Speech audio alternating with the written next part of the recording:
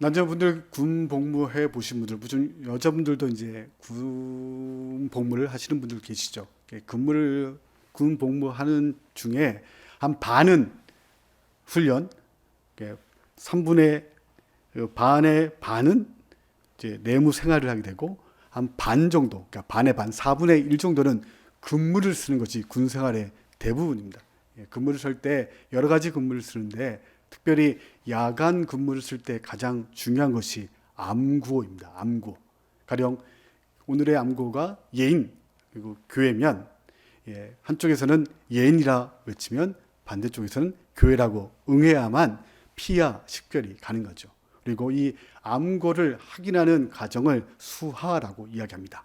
그러니까 어둠 가운데 있을 때 접근해 오는 물체나 사람이 적군인지 아군인지 확인하기 위해 피아를 식별하는 방법을 수하라고 이야기하거든요. 보통 이렇게 진행됩니다. 손들어 움직이면 쏜다. 그러면 멈춰 서게 되죠. 암구를 먼저 외치는 겁니다. 예인 그러면 상대 쪽에서는 교회라고 응답을 해야 되죠. 그 암구를 확인하고 나면 누구냐라고 묻습니다. 그리고 이제 너 누구다? 소대장이다. 그러면 누군지 확인하고 나면 어떤 용무로 왔는지를 확인하기 위해서 용무는? 라고 대묻습니다. 그러면 뭐 순찰 중이다. 이렇게 답변하고 나면 보초전 3부 앞으로, 그러니까 3부 앞까지 다가오도록 지시를 하고 최종적인 확인을 하는 과정들을 수하라고 이야기해요. 이제 끊임없이 확인하는 작업들이 이루어지죠. 보통 야간 근무는 2인 1조로 선임병과 후임병이 사수, 부사수로 근무를 서게 됩니다. 근무 서기 전에 다시 한번 수화 요령들을 확인하고 암고를 확인하는 작업들을 펼치죠. 제가 이제 병장으로 일찍 근무를 쓰고 있을 때, 밤새 상황 근무를 쓰고 있을 때 새벽에 야간 근무를 마치고 들어오는 선임병이 통제실에 들어와서 이제 근무 복귀 신고를 하고 나서 웃으면서 이런 얘기를 하는 거예요.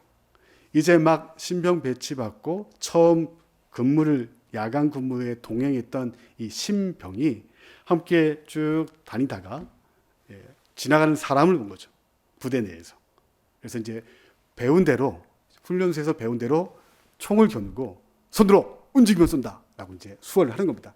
보통 이제 그렇게 상황이 걸리면 선임병들은 이렇게 제수처를 안 취하고 그냥 가만히 있거든요. 그리고 후임병들이 대부분 수화를 진행하게 됩니다. 그러면 이제 손들어 움직이면 쏜다 하면 암고를 이야기를 해야 되잖아요. 암고를 얘기를 안 하더랍니다. 그래서 순간적으로 얘가 지금 암호를 잊어버렸나 싶어가지고 야 빨리빨리 했는데 다시 한번 또 반복해서 손들어 움직이면 쏜다 반복하는 거죠. 야 뭐해 임마 빨리 암호 얘기해. 그랬더니만 이 신병이 하는 말이 저였다면 안태훈 상병님 손을 안 드는데 말입니다. 보통 이제 그렇게 근무 쓸 때 대충 하거든요. 손들어 움직이면 쏜다 그러면 그냥 걸어오면서 아무 이야기하면 대하고 누군지 확인하고 나면 그 이상 진척시키지 않습니다. 실제로 손을 들게 하는 행위들을 하지 않고 부대 내에 어차피 야간에 이동하는 병력 같은 부대 온다 여기고 대충 넘어가죠. 근데 이 신병이 배운 대로 그대로 손을 들도록 지시하는 겁니다. 신규생 그렇게 훈련시키거든요. 손 들도록. 그리고 안 응하면 사살해도 된다라고 이야기하는 겁니다. 배운 그대로 한 거죠. 근데 상대가 치사병이었던 겁니다. 계속 아무 얘기 안 하니까 계속 멀쩡멀쩡 서 있다가 그 소리를 들은 거죠. 이 치사병이 손을 들어 준 겁니다. 그리고 상황이 진행됐다 이야기하는 거죠. 그렇게 한 번 바퀴 돌고 다시 돌아오는데 새벽에 치사장에 불을 먼저 켜고 밥할 준비를 세팅하고 다시 막사로 들어가던 이 치사병을 다시 만난 거예요. 그리고 또 이 신병이 손들어 움직이면 쏜다. 손을 든 겁니다. 든 거예요. 이 치사병이 어떻게 했을까요? 아까 만난 근무자인 걸 확인하고는 그냥 손을 들어버린 겁니다. 그리고 암고를 주고받았다라고 이야기하는 것이죠. 고문관 기질이 좀 있는 신병이었던 겁니다. 하지만 뚝심 있게 배운 대로 지시하는 모습들이 사실은 선임병보다 훨씬 나은, 그러니까 스승보다 나은 청출어람의 모습을 보였던 것이죠. 청출어람, 푸른색의 쪽에서 나왔으나 쪽보다 더 푸르다는 뜻으로 스승이 제자에게 가르침을 주지만 제자가 스승보다 일치월장하는 모습을 보일 때 하는 말이 청출어람인 것이죠. 이럴 때 스승은 역할 모델을 하게 됩니다. 선행자로서 자신이 이야기하고 가르쳤던 가치와 철학, 태도를 제자에게 몸소 보여주고 가르치면서 제자는 그 스승을 따라가게 되는 것이죠. 다윗 왕 역시도 사울 왕이라는 모델이 있었습니다. 하지만 우리가 알듯이 사울 왕은 제대로 역할 모델 못합니다. 온전한 왕의 모습을 보여주지 못하죠. 그럴 때 사무엘과 요나단이 다윗의 역할 모델을 해줍니다. 그리고 왕으로서의 모습을 갖출 수 있도록 역할 모델을 해주는 거죠. 페르시아 왕후 에스더 역시도 그냥 궁중 안에 자기 세계를 살고 있던 왕후였습니다.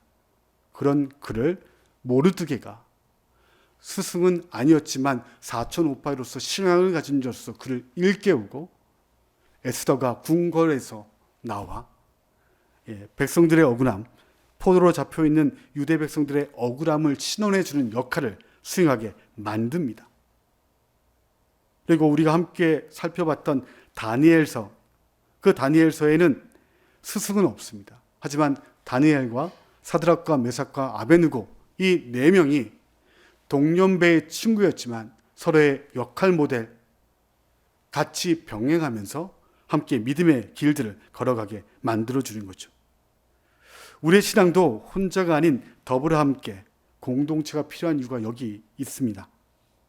완전하거나 온전하여져서 서로에게 가르침을 주는 것이 아니라 서로의 부족함이 있지만 함께 여서 서로를 연마하고 그 연마함을 통해서 세워가는 과정을 통해서 서로의 역할 모델을 하고 또한 해야 하는 것이죠. 오늘 본문은 다니엘의 역할 모델이 되었던 세 친구의 이야기입니다. 사드락과 메삭, 아벤고의 이야기죠. 이 세 사람은 하나님께 기도하는 기대가 있었습니다. 속히 자신들을 고향 땅으로 돌려보내달라는 바람을 가지고 다니엘과 함께 하루에 3번씩 기도하던 사람들입니다. 그리고 그렇게 기도하던 세 사람에게 오늘 본문 속에 하나님이 2가지의 모습으로 응답하십니다. 첫 번째 응답입니다. 19절 말씀 함께 읽도록 하겠습니다. 느부갓네살이 분이 가득하여 사드락과 메삭과 아베느고를 향하여 얼굴빛을 바꾸고 명령하여 이르되 그 풀무불을 뜨겁게 하기를 평소보다 7배나 뜨겁게 하라 하고, 사드락과 메삭, 아베느고 이 세 사람은 다니엘과 함께 유다에서 바벨론으로 포로로 잡혀온 유다 청년들입니다. 원래 이름들이 있었습니다. 하나냐, 미사엘, 아사랴라는 원래 이름이 있었던 거죠. 하나냐의 이름은 주 여호와는 은혜로우시다는 뜻입니다. 그리고 미사엘의 이름은 주께서 지금 계신다라는 뜻이죠. 그리고 아사랴의 이름은 여호와는 돕는 자라는 뜻을 가진 이스라엘의 이름입니다. 풍전등화 같았던 조국의 상황 가운데서도 믿음 있는 부모들이 이 아이들이 진실로 하나님은 은혜로우신 분이시고 하나님은 여기 풍전등화 같은 상황 가운데 있지만 함께 하시며 그렇게 우리를 돕는 자가 여호와이심을 자녀들의 이름 가운데 담아 신앙을 고백한 것입니다. 그런 이름이 바벨론으로 포로로 잡혀오면서 느부갓네살 왕에게 계명이 되어버립니다. 이름이 바뀐다는 건 존재가 바뀌는 거고 그들의 주인이 바뀐다는 뜻이 되는 거죠. 사드락과 메삭과 아베느고 이름이 바뀌어버립니다. 이 이름의 뜻은 이런 거죠. 사드락, 달의 신의 명령이라는 뜻입니다. 메삭, 아구와 같은 사람은 누구인가? 바벨론의 신 아구이거든요. 아베느고, 느고 역시도 바벨론의 신의 이름입니다. 느고의 종 아베느고라는 이름으로 계명이 됩니다. 더 이상 이스라엘 땅에서 부모들이 지어줬던 그 하나님께서 주인된 존재가 아니라 그들의 주인은 바벨론의 신들이고 느부갓네살 왕임을 이름을 바꿈을 통해서 그들의 존재를 다르게 규명해버린 것이죠. 한마디로 느부갓네살 왕에게 이들은 종에 불과하고 파리 목숨이 되어버린 겁니다. 더 이상 하나님은 바벨론 땅에 있지 아니하고 저 패망한 이스라엘 땅에서만 존재하는 그런 신으로 전락했음을 이름을 바꿈을 통해서 상징적으로 보여주는 것이죠. 그런데 정말 파리 같은 목숨 같은 그 세 사람, 그들의 주인인 느부갓네살이 이 세 사람 때문에 흥분하고 격분합니다. 자신의 분신이었던 27m짜리 금 신상에 절하지 않는 이들 때문에 속이 뒤집어져 버린 거예요. 단칼에 처형할 수도 있음에도 불구하고 해명할 기회를 주죠. 왜 그랬냐? 그 질문에 이 세 사람이 적당히 둘러대면 됐을 텐데 둘러대지 않습니다. 그 해명이 불에 기름 붓는 격으로 느부갓네살 왕을 더 책동하죠. 17절, 18절 말씀을 우리가 함께 읽도록 하겠습니다. 왕이여, 우리가 섬기는 우리 하나님이 우리를 극렬히 타는 풀무불 가운데서 능히 건져내시겠고 왕의 손에서도 건져내시리이다. 그리지 아니하실지라도 왕이여, 우리가 왕의 신들을 섬기지도 아니하고 왕의 세우신 금신상에게 절하지도 아니할 줄을 아옵소서. 이 장면을 성경을 읽는 우리에게는, 오늘 사는 그리스도인들에게는 대단한 신앙 고백이죠. 눈퍼로 시퍼렇게 뜨고 있는 왕 앞에서 이런 신앙의 고백들, 알제배기 같은 그런 고백들 할 수 있으면 대단한 믿음이라 우리가 칭송할지 모르지만, 성경 속의 상황, 이 세 명의 사람이 있는 현장은 그렇지 않습니다. 왕의 입장에서 본다면 반역인 거죠. 바벨론 전역에서 왕명을 따라 모인 수많은 주요 인사들과 강요들이 모여있는 자리입니다. 신상을 봉헌하는 그 식장 앞에서 한낱 이스라엘의 나라 잃은 세 명의 청년들이 왕의 명령을 거역하고 우린 하나님 외에 절하지 않습니다라고 이야기해버려요. 그 일 때문에 왕이 분노해서 우리를 불에 쳐넣을지라도 하나님 거기서 건져내실 겁니다. 그러나 그리 아니하실지라도 우리는 그 하나님 믿고 절하지 않겠습니다라고 이야기합니다. 건의에 대한 도전인 거죠. 용납할 수 없는 겁니다. 평소보다 7배나 뜨겁게 풀무질을 하라고 이야기합니다.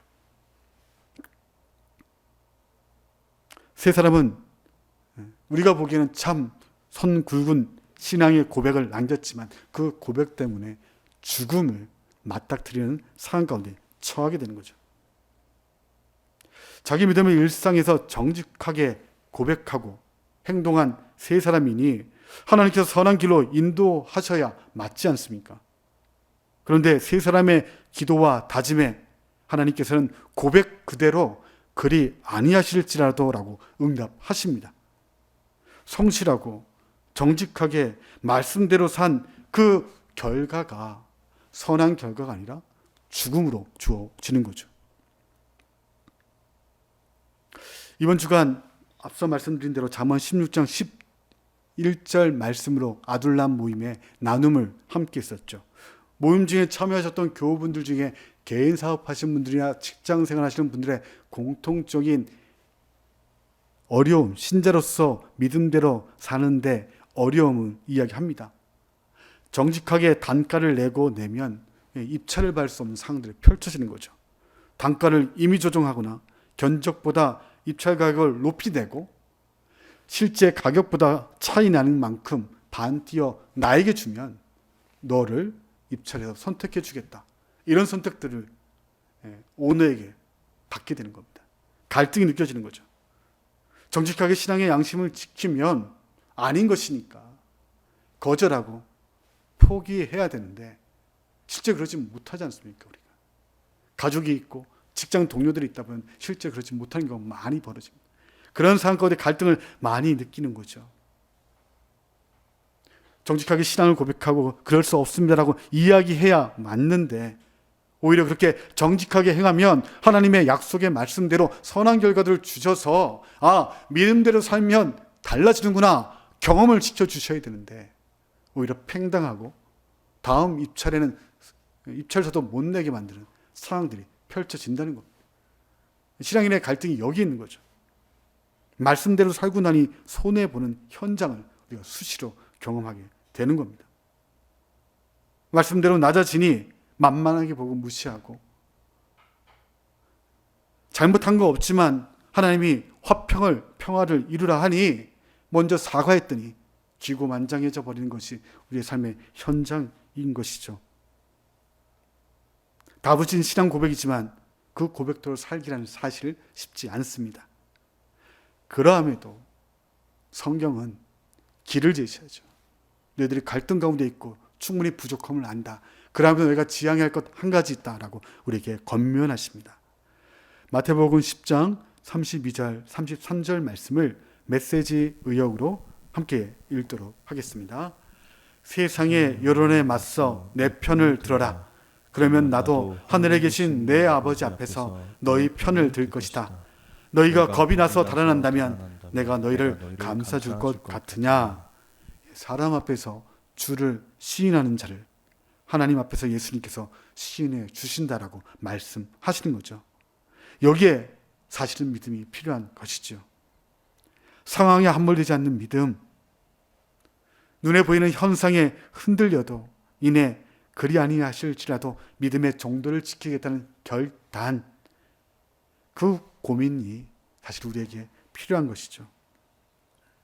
사드락과 메삭, 아벳느고 이 세 사람은 죽음을 피할 수 없었습니다. 하지만 그리 아니하실지라도 세상 앞에서 신자의 길을 선택하고 함께 불 속으로, 불 앞으로 걸어갑니다. 그러자 그리 아니하시므로 응답하셨던 하나님께서 이내 두 번째 응답을 주십니다. 22절부터 24절까지의 말씀 함께 읽도록 하겠습니다. 왕의 명령이 엄하고 풀물불이 심히 뜨거움으로 불꽃이 사드락과 메삭과 아벳느고를 붙든 사람을 태워 죽였고 이 세 사람 사드락과 메삭과 아벳느고는 결박된 채로 맹렬히 타는 풀물불 가운데 떨어졌더라. 그때 느부갓네살 왕이 놀라 급히 일어나서 모사들에게 물어 이르되 우리가 결박하여 불 가운데 던진 자 세 사람이 아니었느냐 하니 그들이 왕에게 대답하여 이르되 왕이여 올소이다 하더라. 예, 사드락과 메삭 아벳느고는 묶인 채 화형 집행관들의 손에 손발이 묶여 끌리듯 풀물불 하덕을 향해 끌려갔습니다. 그런데 세 사람을 믿어 넣었던 집행관들이 먼저 타 죽습니다. 하나님의 보호가 풀물불에 들어가기 전에 먼저 보여주는 것이죠. 여기서 끝이 아니었습니다. 불에 들어가는 순간 세 사람이 타는 것이 아니라 손발을 묶고 있던 결박했던 포승줄만 낼름 태워버립니다. 없어지는 거죠. 손발을 묶고 있던 결박이 풀렸고 그 안에서 그들과 함께 다니는 한 사람이 등장합니다. 세 사람은 그 존재를 몰랄 수도 있습니다. 불 밖에 있던 사드락과 불 밖에 있던 느부갓네살 왕과 그 현장을 지켜보던 이들에게만 보였을 것도 모릅니다. 그러면서 그 속에 있던 세 사람이 그리 아니하실지라는 믿음을 가지고 나아갔던 그자 그리 하심으로 하나님의 응답이 주어지는 것이죠. 25절 함께 읽겠습니다. 왕이 또 말하여 이르되 내가 보니 결박되지 아니하는 네 사람이 불 가운데로 다니는데 상하지도 아니하고 그 넷째 모양은 신들의 아들과 같도다 하고, 예, 집행관들을 얼마나 뜨거웠던 풀물불이었는지 순식간에 태웠습니다. 그런데 세 사람의 머리털 하나 걸리지 않았음을 성경은 이야기합니다. 왕은 상식적이지 않은 일임을 직감하죠. 그리고 그 안에 세 사람 외에 서 있던 한 사람에 대하여 신들의 아들 같다라고 표현합니다. 정확하게 누구인지는 알 수 없습니다. 다만 이 느부갓네살 왕이 바벨론의 여러 신들을 숭배하다 보니 그 존재, 상황들이 예사롭지 않으니 세 사람 외에 서 있는 한 사람, 신적인 존재인가 보다라고 인지를 하는 겁니다. 그렇게 하나님의 응답이 임하는 현장에 느부갓네살 왕의 찬송과 보상이 이루어지기 시작하죠. 불에 탄 냄새조차 나지 않는 세 사람을 확인한 바벨론 왕이 그들의 하나님을 찬송하기 시작합니다. 28절, 29절 말씀 함께 읽도록 하겠습니다. 느부갓네살이 말하이르되 사드락과 메삭과 아벳느고의 하나님을 찬송할지로다. 그가 그의 천사를 보내사 자기를 의뢰하고 그들의 몸을 바쳐 왕의 명령을 거역하고 그 하나님 밖에는 다른 신을 섬기지 아니하며 그에게 전하지 아니하는 종들을 구원하셨도다. 그러므로 내가 이제 조서를 내리노니 각 백성과 각 나라와 각 언어로 말하는 자가 모두 사드락과 메삭과 아벳느고의 하나님께 경솔히 말하거든 그 몸을 쪼개고 그 집을 거름터로 삼을지니 이는 이같이 사람을 구원할 다른 신이 없음이니라 하더라. 예, 믿음 좋은 선지자의 말씀처럼 기록된 이 말씀을 바벨론의 왕, 여러 신들을 숭배하고 있던 바벨론 왕의 입술에서 나오는 거죠. 화가 복이 되도록 전체상을 역전시키시는 하나님을 느부갓네살 왕이 차분하게, 확실하게, 놀라울 정도로 정확하게 찬양하는 겁니다. 그가 하나님을 믿는 신앙을 가져서 그렇게 된 것이 아니죠. 그렇지만 모든 정황을 차분하게 정리하며 왕은 이스라엘의 하나님이 어떤 분이신지를 인정해 버리는 겁니다. 이 상황을 한번 생각해 보십시오. 왕의 명령을 따라 음악 소리가 들릴 때에 왕의 금신상을 향해 모두가 절을 해야 합니다. 절하지 않으면 처벌을 당하는 상황이 펼쳐진 겁니다. 눈에 보이는 창살은 없지만 창살 없는 감옥이 바벨론 현지에 펼쳐진 겁니다. 더욱이 한 분 하나님만 예배하고 그분에게만 절해야 하는 유대인들에게는 창살 없는 감옥, 그 바벨론 모든 현장이 자신들을 움츠리게 만드는 요소였을 겁니다. 하지만 사람들과 죽음 앞에서 자기 신앙을 고백한 세 사람들이죠. 그들이 그리 아니하실지라도 신앙의 결행으로 창살 없는 감옥 같았던 바벨론 전역에 보이지 않는 창살을 걷어내는 변화를 만들어 낸 것이죠. 이스라엘의 하나님께 경솔하게 말하는 자를 엄벌하겠다는 왕의 조서까지 내려지는 결과를 만들어 내는 겁니다. 그리고 그 세 사람에게 구체적인 보상이 이루어집니다. 37절 제가 읽겠습니다. 왕이 드디어 사드락과 메삭과 아벳느고를 바벨론 지방에서 더욱 높이니라. 세 사람은 궁전에서 고등교육을 받았습니다. 하지만 진정한 스승을 만날 기회가 없었던 거죠. 그들이 하나님을 믿는 믿음이었지만 그들의 스승은 바벨론의 여러 학자들일 뿐이었습니다. 그렇게 신앙을 교육할 만한 역할 모델이 없었죠. 그럴 때 사드락과 메삭과 아벳느고 그리고 다니엘 이 네 명의 친구들이 공동체를 만들고 서로의 역할 모델을 해주었습니다. 힘이 되어주고 받침이 되어 준 것이죠. 그러자 서로가 청출어람을 이루어 갑니다. 그리고 결정적인 순간 6장의 사자굴 속에 들어왔던 다니엘보다 앞서서 사드락과 메삭 아벳느고는 협력하여 선을 이루기 위한 결행을 하죠. 그런 그들의 도전에 하나님은 그리 아니하심으로 응답하셨고 이내 그러하심으로 또한 응답하셨습니다. 그리고 상황은 바뀌고 한숨 돌릴 여유가 바벨론의 포로로 잡혀야 했던 유대인들에게 주어지게 되는 것이죠. 사실 우리의 기대는 사드락과 메삭 아벳느고의 다짐의 순간 하나님께서 당장 상황을 역전시켜 주시는 훨씬 드라마틱하고 멋질 것 같습니다. 풀무불에 들어가기 전에 하나님의 천사를 미리 보내서 사건을 종료시켜 주시면 얼마나 멋집니까? 믿음을 지키니까 그런 결과가 도출되는구나. 우리도 해보자라는 실만의 도전을 갖죠. 하지만 세 사람의 말처럼 하나님은 그리 아니하셨습니다. 세 사람은 풀무불 앞에 세워졌고 상황은 달라지지 않았습니다. 참 멋진 신앙의 고백을 했고 실천했지만 그 결과가 사실은 참혹했던 것이죠. 신자의 고민이 여기 있습니다. 말씀대로 믿음대로 상황 인식하고 행동하지만 변화 없는 현실에 요즘 말로 현타 오는 거죠. 현실의 타격을 받게 되는 겁니다. 하지만 그리 아니하실지라도의 굳은 믿음으로 하나님께 내어 던지니 하나님께서 그러하심으로 응답하시는입니다. 여러분들 아시는 피리 부는 사나이에 등장하는 들쥐떼가 있습니다. 그러니까 레밍쥐라는 쥐예요. 이 쥐는 집단 자살하는 동물로 많이 알려져 있습니다. 화면에 보이는 저 쥐들이 줄줄이 절벽으로 뛰어드는 광경을 자주 연출하는 거죠. 그래서 내셔널 지오그래픽이나 유튜브 같은데 이렇게 레밍쥐 검색하시면 이 바닷가로 다림질해서 집단으로 뛰어드는 모습들을 봅니다. 그런 모습을 가지고 얘네들은 인간들처럼 집단 자살도 한다라고 사람들이 생각하지만 동물학자들의 의견은 다릅니다.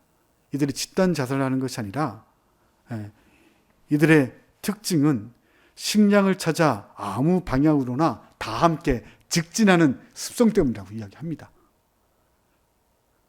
그런 특성에다가 본인들이 시력이 굉장히 나빠요. 그러니까 앞을 분간하지 못하고 앞에 가는 쥐의 엉덩이만 보고 따라 달리는 겁니다. 그러다 보니 멈춰야 되는데 죽으려고 죽는 것도 아닌데 멈추지 못하고 집단적으로 바다에 빠져버린 거죠. 더욱이 이 레밍쥐들은 물을 한 200m가량 헤엄칠 수 있는 능력을 가지고 있답니다. 눈도 나쁘고 직진하는 습관들에다가 자신의 능력을 과신했던 이 레밍쥐들이 못 모르고 바다가 건너갈 수 있는 강인 줄 알고 뛰어들었다가 집단적 죽는 일들이 벌어진다 이야기합니다. 이런 레밍쥐의 행동을 한재우라는 작가가 태도 수업에서 이렇게 성찰합니다. 제가 좀 읽겠습니다. 이런 레밍쥐의 행태는 두려움에 사로잡힌 인간들의 모습과 비슷하다. 생각을 멈춘 채 그저 남들이 하는 대로 따라하는 사람들, 다들 이렇게 한다더라 라며 조급하게 달려가지만 그중 누구도 어디를 향해 가고 있는지 알지 못한다. 그런 식으로 어디를 향해 가고 있는지는 알지 못한다. 그 뒤의 구절은 우리 함께 영상 화면을 보시면서 읽도록 하겠습니다. 그런 식으로 다 함께 직선으로 달린다면 언젠가는 결국 도달할 곳은 절벽과 바다뿐이다. 그러나 그 흐름에 제동을 걸고 중심을 잡는 소수의 사람들이 있다. 다들 두려움에 사로잡혀 올바른 판단을 하지 못할 때 먼저 두려움에서 빠져나와 괜찮다며 흔들리지 않는 모습을 보여주는 사람, 그 사람의 태도가 바로 힘이다. 두려움의 강풍이 잦아드는 변곡점이다. 다수의 흐름 속에 동조하지 않는 소수에 의해 변곡점, 흐름을 바꾸는 변화를 만들 수 있다는 이야기인 것이죠. 두려움을 제어하고 생각하는 사람, 신자로 본다면 상황을 상황 그대로 인식하지 않고 그 안에 하나님의 뜻이 있음을 믿고 자기 일을 해내는 사람들에 의해서 변화의 지점, 변곡점을 마련할 수 있다라고 이야기하는 것이죠. 바울은 그렇게 믿음 따라 도전하는 신자들에게 로마서를 통해 이렇게 권면합니다. 로마서 8장 28절 말씀 함께 읽도록 하겠습니다. 우리가 알거니와 하나님을 사랑하는 자, 곧 그의 뜻대로 부르심을 입은 자들에게는 모든 것이 합력하여 선을 이루느니라. 당장 모든 상황을 이해할 수 없습니다. 그럼에도 우리가 기대하는 것은 하나님께서 우리의 모든 상황과 관계, 문제 등 삶의 전반에 일어나는 일을 선한 것을 이루는데 사용할 것이라는 것을 확신하는 겁니다. 신자의 신자들은 바로 여기서 드러나는 것이죠. 상황은 바뀌지 않고 내 고난 밖의 일이지만 그 고난 너머에 이 일을 하나님의 시간표와 계획표 위에 이끌고 계심을 믿는 믿음, 그래서 눈에 보이는 상황들은 바뀌지 않지만, 그래서 하나님이 없는 듯 하지만 그러함에도 걸어가고자 하는 믿음의 결단, 그리고 나 혼자로서만 아니라 사드락과 메삭, 아베느고가 함께 그 일을 도모할 때 서로의 디드런덕이 되어 주는 것이죠. 주일 아둘람별 예배, 또 주중 아둘람 모임의 참석률이 여전히 40%를 밑돌고 있습니다. 교육부서도 사실 비슷한 상황이죠. 코로나 상황 때문에 그렇죠. 코로나 이후 창살 없는 감옥에 스스로 결박한 것이 우리 신자들의 모습입니다. 감염에 대한 두려움으로 시작되었던 대면 모임 기피 현상이 만 2년이 지난 현 시점에서는 이제는 영상 예배의 편리함, 그리고 그 편리함에 있다 보니 하나님 정말 계시는가? 그런데 왜 이런 나의 상황 가운데는 그리 아니하고 계신가? 반문하고 불신하는 상황 가운데 내몰려 가는 거죠. 보이지 않는 창살을 세우고 그 안에 홀로 고립되어 버린 상황에 있습니다. 일할 때 그리 아니하실지라도 내 자리를 지키겠다는 사드락과 메삭, 아벳느고, 아니 하나냐, 미사엘, 아사랴 같은 역할 모델이 필요할 때입니다. 우리가 그 역할 모델을 자처하고 보이지 않는 창살과 안주하려는 습성을 폐할 때 변곡점을 만들어 주실 하나님이십니다. 변변치 못한 나일지는 모르지만 공동체로 묶인 우리는 변별한 존재가 됩니다.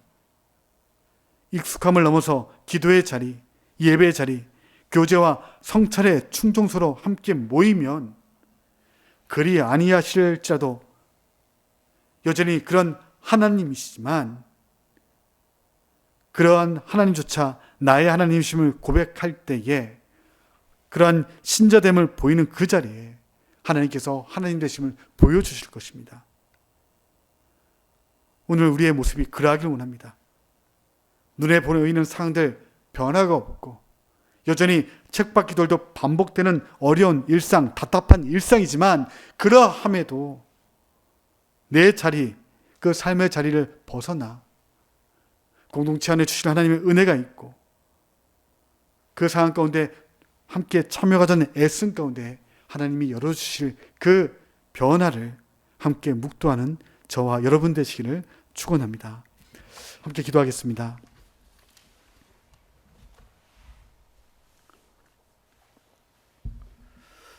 사랑의 하나님, 참 멋진 신앙의 고백을 사드락과 메삭, 아벳느고가 왕 앞에서 행합니다. 말씀의 도전이 그러하지만 우리의 삶의 현장 가운데에 그 하나님을 온전히 드러내기엔 우리의 믿음이 부족합니다. 상황은 바뀌지 않고 나 혼자 그 주류의 흐름 가운데 무슨 변화를 일굴 수 있을 것인가 답답한 것이 우리의 삶의 현장입니다. 그럼에도 하나님, 그리 아니하실지라도 주 믿는 믿음이 우리 가운데 있사와 믿음의 도전들을 행하는 우리들 되게 하여 주옵소서. 상황의 변화 때문에 하나님이 계심을 인정하고 나오는 우리가 아니라 상황의 변화는 없지만 여전히 하나님 그곳에 계심을 믿는 믿음을 가지고 익숙하고 안주해버린 신앙의 창살 없는 감옥이 아니라 박차고 모이기에 힘쓰며 나는 여전히 변볼 일 없지만 변변치 못하지만 그럼에도 모이기 힘쓰며 기도의 자리를 삼하는 자들에게 모임 가운데 변변한 인물로 빚어가시는 하나님의 손길이 있음을 믿습니다. 예인의 가족들 그 믿음의 도전 앞에 함께 도전하게 하시고 그리 아니하실지라도 주의 말씀이 우리 가운데 있음을 행동할 때에 그리 하심으로 응답하시는 그 하나님의 응답을 체험하는 예인 가족들 되게 하여 주옵소서. 그 믿음의 소원을 담아 기도의 자리를 사모하게 하시고 예배의 자리를 지켜나가게 하시며 일상의 영역 가운데 믿음 지켜나가는 우리들 되도록 주님 인도하여 주옵소서. 예수님의 이름으로 기도드립니다. 아멘.